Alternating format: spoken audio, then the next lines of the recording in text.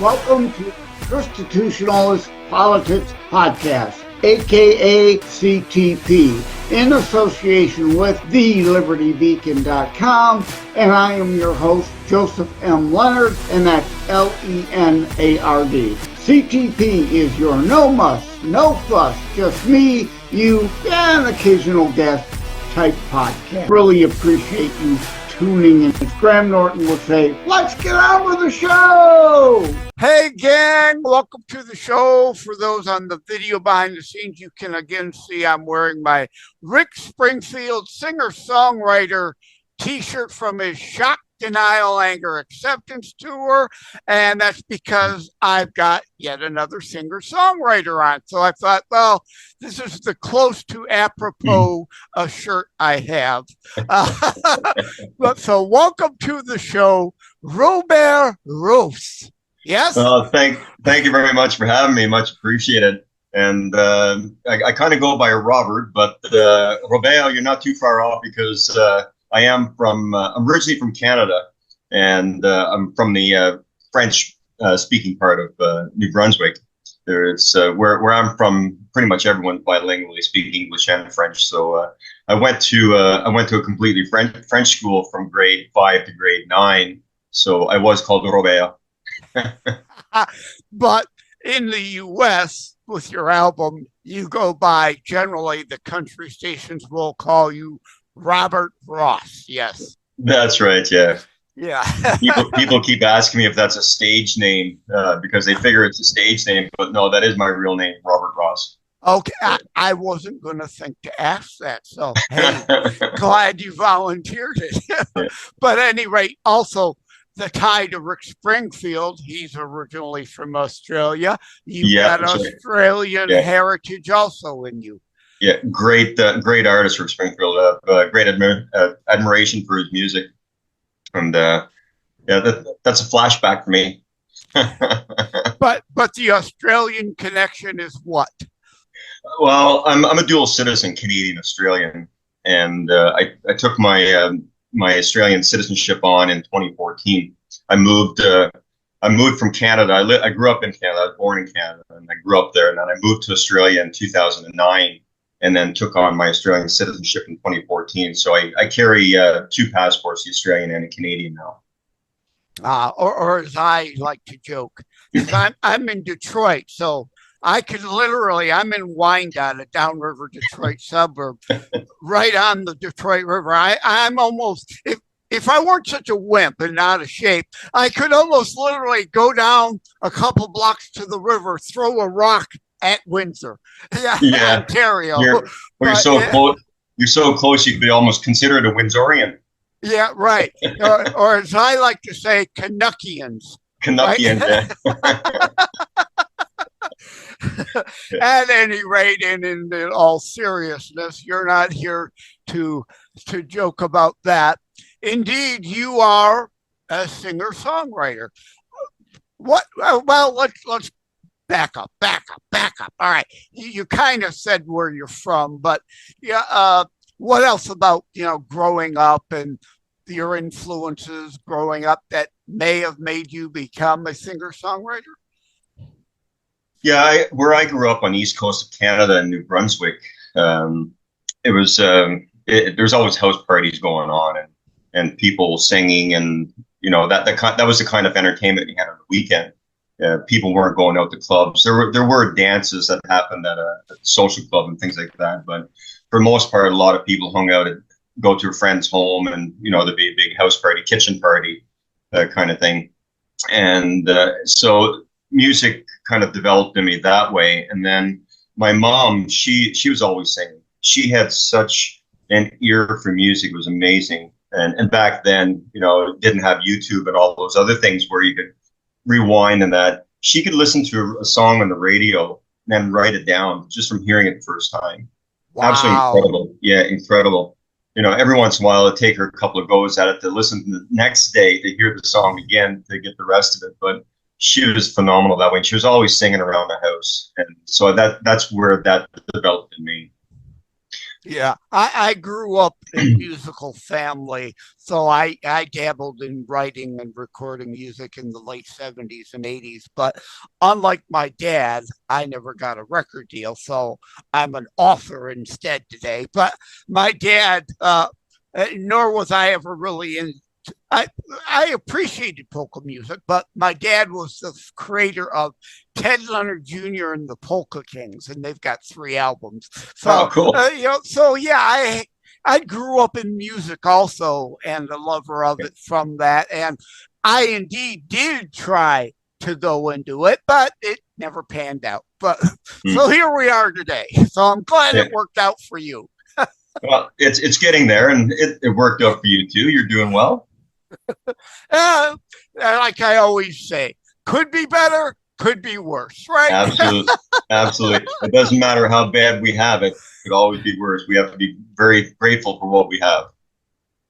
All right. The write up from your marketer, promoter, PR guy, whomever that we connected through.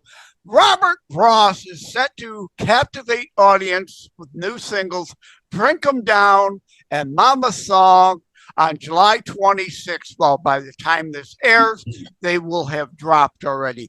These highly anticipated tracks, of course, he's playing you up. And hey, I want to do that for you too. Mark a journey showcasing his deep rooted influences and heartfelt storytelling. So, yeah, what are the inspirations for Drink 'em Down and Mama Song? Well, Drink 'em Down. It's kind of funny because I always say that I don't really write. I put it down on paper, but it's a gift. It's a gift from God. You know, it comes I am my so pen. not to interrupt you, but I got to interrupt you because I say that all the time about my books. They are not of me or from me. They are through me. Yeah, absolutely, absolutely. And like I normally don't sit down and say I'm going to write a song today. It doesn't happen. It comes to me, you get the inspiration, and it just pops out, and it's there. And you know, however length of time it takes for it to happen. Drink 'em Down. There was I'd often heard people talk about you know, coming home and finding their partner, their loved one, cheating on them in their own home, and that kind of always niggled in the back of the brain, kind of thing. So it's not from personal experience; it's just from, you know, it came down and put it down on paper. So that's kind of where that song came from. But it happens so often, and you hear about it so often. And how do people react about it? Well, they usually head off to the pub or something, and then, you know, they drink them down. So and then, you know, you always have friends interjecting in the conversation that you go on through life as people go through these breakups in that circumstance. And, you know, they say you're better off, you know, just forget about it, move on with life. And so I incorporated that's what was incorporated in the song. Well, it is kind of the proverbial or the joke stereotypical cheating song. Yeah, you know, cheating song. Huh? That's right. You know, you get a lying, cheating, hurting. You know, there you go. There's pretty stereotypical for a country song. But you know, even though it's kind of a dark subject, a hurting, deep subject, the music behind it that we put to it, it gives it that toe tapping, a light feeling to it. So it kind of blends the two. Yeah, for whatever reason, I say, hey, we hit record and we just raw, uncut, go down the rabbit holes. But now when we're talking about stereotypical songs, country, David Allan Coe, you know the song, the perfect country song. Perfect country. I love that. So tongue in cheek and so what a great song that is. But at any rate, let's get back to that. No, that absolutely brilliant song. Yeah, and I don't have to like somebody to appreciate music coming from musical family. Like I like to talk all the time. Like I call her Lady Gag Me. I can't stand her as a person, but Poker Face. How forever long have we talked about someone putting on a poker face. And she was brilliant enough to put it into a song finally. Right? Now, I'm not a Bruce Springsteen, as I call him, fan either, but Glory Days. Most people play sports when they're young. Everyone has a Glory Days story. That's a brilliant song. But now I've gone off the rails again. Let's talk about Mama's song. And I take it it's about your dad, right? Yeah, you nailed that one right on the head. It's ironic, right? No, actually, back in it was in January. It was cold here in Nashville, and I just come home from Sunday morning. I had just come home from church, and I came into my office and I sat down, and I have a picture of my mom sitting in the corner of the desk here, and I was looking at it, and again the song just fell out of me, and I had it down on paper in about 20 minutes. So, and it was just the memories that were coming to me about her and how she was singing and her, you know, her favorite gospel songs, and how I felt the love that she had for me, how I felt that through even a simple touch. So that those were the emotions and the feelings that were running through me. And then the song just came out, it just fell out on paper in about 20 minutes. Yeah, I had on the other day, or recorded the other day.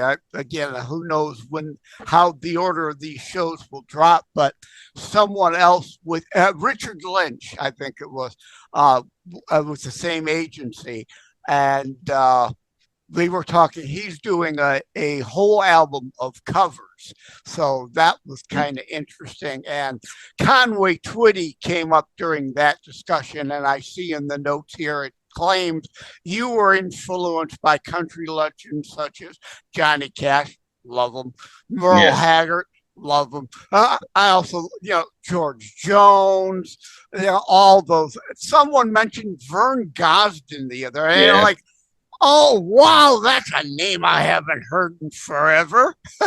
Yeah. No, like all that music, that whole generation, they were so phenomenal. And the thing that I loved about them was that when you turned on the radio and you heard a song come on, by a couple of bars, you knew who it was. And if you didn't know that, then as soon as you heard the voice, you absolutely knew who it was. And that's one thing I really loved about that generation of music. It was unique. They were all they're all great in their own way, but they're all unique.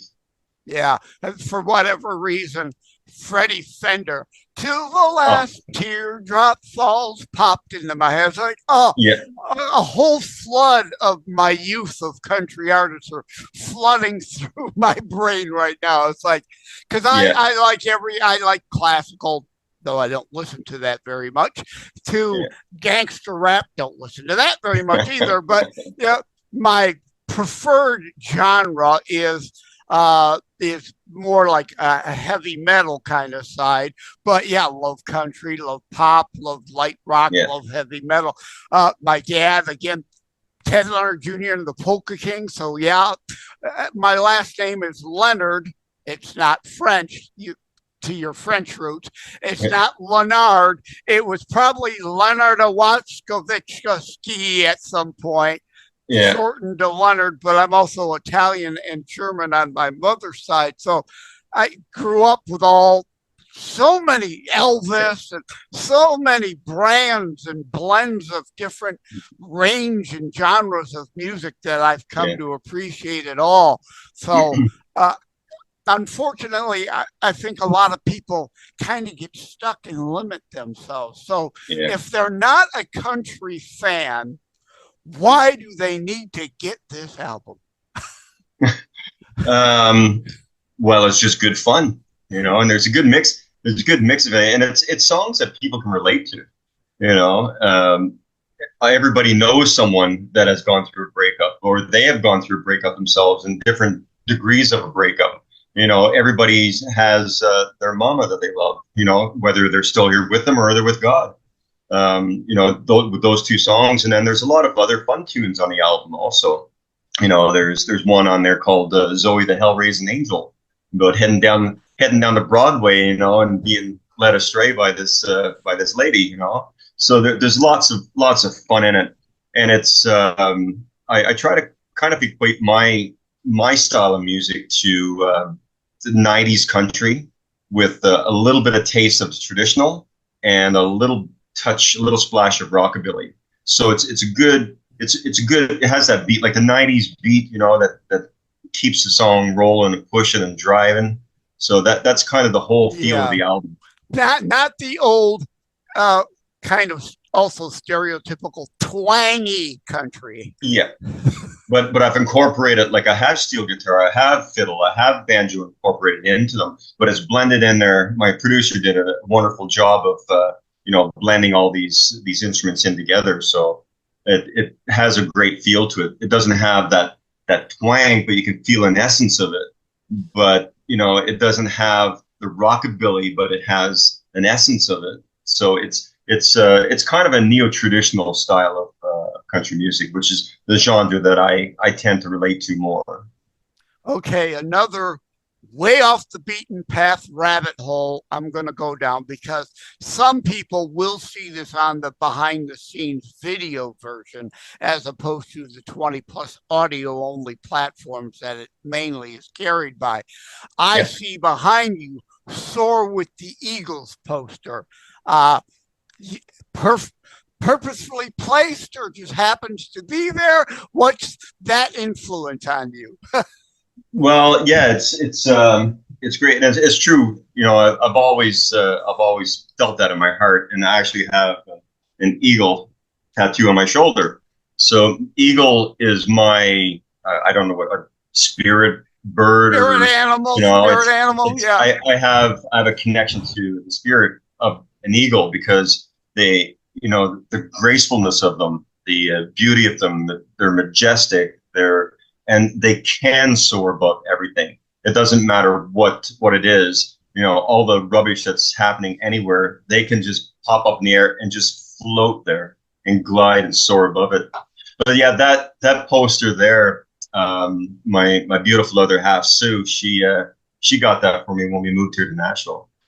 Okay. Because in the music industry, of course, there's always all kinds of craziness. So, having that, soar above it. So and we will. If you've not yet written, I expect to hear on another album soon a tune called Soar with the Eagles from you. Huh? Yes? Yeah. Maybe? Yeah, well, that's a good possibility. I'll let that niggle away in the back of my brain. And please do. It may come to fruition one of these days. With credit to Joseph M. Leonard and the ChristiTutionalist Politics Show. I'm not a member of ASCAP, so I don't expect a royalty. But hey, I'd appreciate a shout out somewhere on the album. Yeah. Which, again, another rabbit hole. My name is on the Jethro Tull Crust of a Knave album, on the actual album, inner album sleeve, me and others that had a chance to hear and critique the album before it was officially released. All our names are on the album. So while I don't have an album of my own, at least my name is on an album. Well, that's a pretty cool credit. Yeah. I've never bothered to mention it before on air, but hey, but that's all a big part of the album, having people that were involved every step of the way. So yeah, it's great to give people credit where credit is due. Yeah, because generally you're usually limited in the album cover or the album back, what you can put. And traditionally, obviously, the next obvious question will be, do your albums actually come out on LP vinyl albums? But yeah, and the sleeve, especially a CD, you've got such limited space, but with a CD, Yeah. you can literally put a book in there. So there's really no excuse there. Now that I'm thinking about it, you can put more shout outs and creditations and influences of this album and this song and that, like show notes or album notes, additional behind the scenes stuff people wouldn't get unless if they're tuning into the show to hear an interview. But yeah, usually on a physical LP, your space is limited what you could throw on there. It is, yeah, it's very limited. And then the CD, I have just opening one up here. Yeah, so I do have the CD, and it does have quite a bit of information on it. And so, yeah, like, so there's quite a bit on it. But yeah, I remember the old LPs, you know, you get an album, you open it up, and then it have, you know, all the songs written down inside. It had this pulled out, you know, you see all these pictures and everything. But I don't have that on the CD, but what I'm going to be doing is my website's being worked on right now. It's being upgraded. And then once they're finished with it on the tech side of it, I'm going to be adding both my albums, my previous album and this album. I'm going to have a special section where all the songs are listed and the words to all the songs and a little bit of a story behind each one. So that is in the progress, and it's going to happen in the very near future. By the time this show drops, that may be out. Do you have the domain registered already to share what the domain will be? The what, sorry? The domain name, the URL. Do you have that logged? Yeah. It's there. It's active. It's just being worked on behind the scene to kind of pretty it up and make it. I can't remember the word they use now. Make it responsive to all devices. That's the terminology. Because I'm a former IT guy, so yeah. Oh, are you? Yeah, I know. I get it right. Yeah, you've got so many people view on apps or a laptop or a pad, or you have no idea, so you've got to code it to kind of auto-correct for whatever size screen and device, which is difficult. So what's the link? It's Robert Ross Music. And that's across all platforms. So yeah, that's Facebook, that's Instagram, that's my website, robertrossmusic.com. And then like on Facebook, it's Robert Ross Music. And then Instagram, same thing, Robert Ross Music. And if I say Robert Ross Music enough times, people will understand that it's Robert Ross Music. That's why I joked with you about your name at the beginning. It's about getting it in somebody's craw, name recognition. Yep. But it's very important to get that music part in there, Robert Ross Music, because there is also another Robert Ross who is a singer, a songwriter. He's a jazz blues. Oh. So yeah. And he's a great musician also. I hear you, because I am Joseph M. Leonard. Again, Leonard without an O. It looks like Leonard, but there is a Joseph Leonard in South Carolina also publishes books.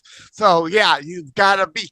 That's why I had to throw the middle initial in there to make sure of the distinction. So I hear you. I'm with you. I'm glad you mentioned that. That makes clear to the audience, because if you put my name in, because everybody's so used to spelling Leonard with an O, if they don't mean Leonard, if you put my name in spelled correctly, you'll get, did you mean this person, that person, anyone and everyone but me? That's right. And it can take you some places. It can probably take you some places you don't really want to go.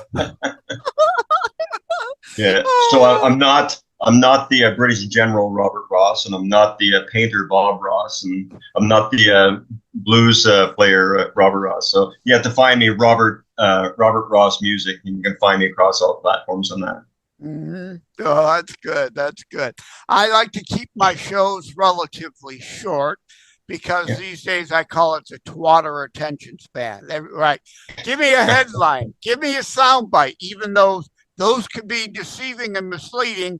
Details matter, context matters, but if we go too long, people, 45 minutes, I don't want to be bothered with that, so I try to keep them short. So wrapping things up in closing, we've already given your RobertRossMusic.com. Hopefully it'll be all done and active by the time the show actually drops.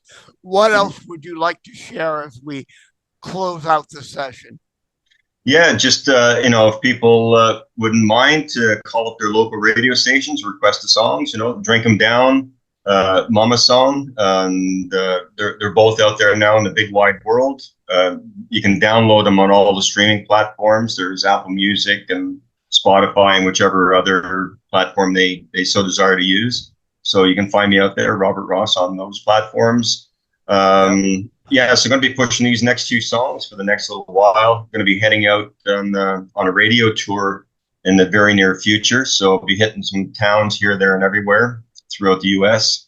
And going to be up in Canada in September at the Canadian Country Music Association Awards.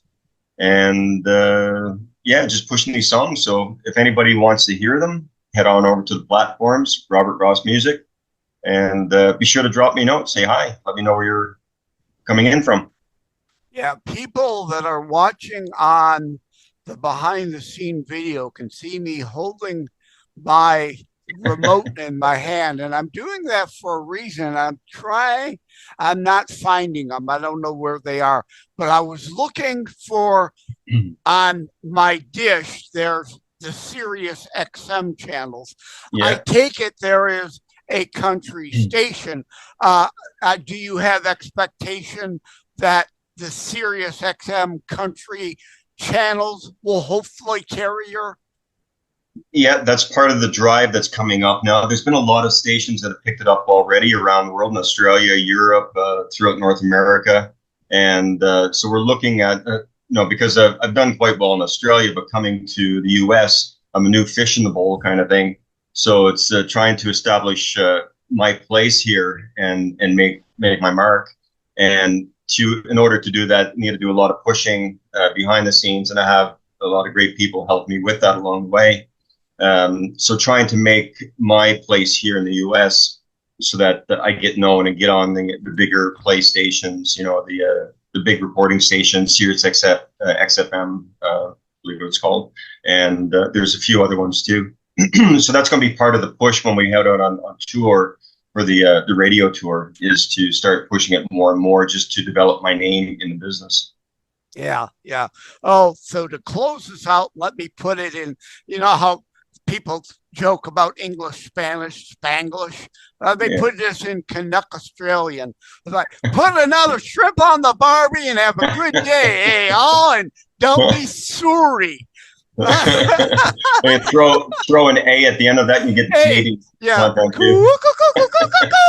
If you get that reference. Love and Dub McKenzie. Gotta love them. Oh, I love them. Loved them a lot. Yeah, again, being over here in Detroit, CBC out of Winter.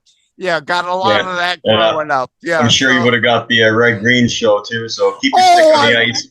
I love Red Green. He is great. He's still out and out there doing tours too. Yeah, it's amazing. He's still kicking along. He'd be pushing 90 something now, I would think. He's up. He was old when I was young. I know. Yeah. All right. Well, thank you, Robert Ross, for coming on the show. Again, these songs are the primary songs being targeted for release now are Drink 'em Down and Mama Song. But the name of the release is what? I'm sorry, the name of the release? Release of the CD, the LP, the name of the LP, the CD is called Better With Time. And that's actually one of the songs. It's song titles on the album also. So, and that's something I think we all need to strive for, is to get better with time. And this album here is a testament to it. So it's a great album. The first album was great, but this one here, it's gotten better with time. It's an album I think that everyone will love and enjoy. Amen. And unrelated or associated, somewhat related wisdom that comes with age. And we can only hope. But we hope both figuratively and literally we do all indeed get better with time. So that's a great place to end it. close it out. Thank you again, Robert Ross. Have yourself a great day. Thanks, Joseph. Really appreciate it. Thanks so much for having me on, and thank you. Happy to have you here. Thank you for having tuned in for ChristiTutionalist Politics Show. If you haven't already, please check out my primary internationally available book, Terror Strikes, coming soon to a city near you. Available anywhere books are sold. If you have locally run bookstores still near you, they can order it for you, or autographed copies are available online direct from me via terrorstrikes.info/shop. Be sure to check out more about today's discussion at TheLibertyBeacon.com, where my articles drop every Saturday. And let me remind, over time, the fancy high production items will come. But for now, for starters, it's just you as a very appreciated listener by me. All substance, no fluff, just straight to key discussion points. A show that looks at a variety of topics, mostly politics, through a Christian U.S. constitutionalist lens. So again, thank you from the bottom of my heart. Take care. God bless. Like and subscribe to ChristiTutionalist Politics Podcast and share episodes. We need your help.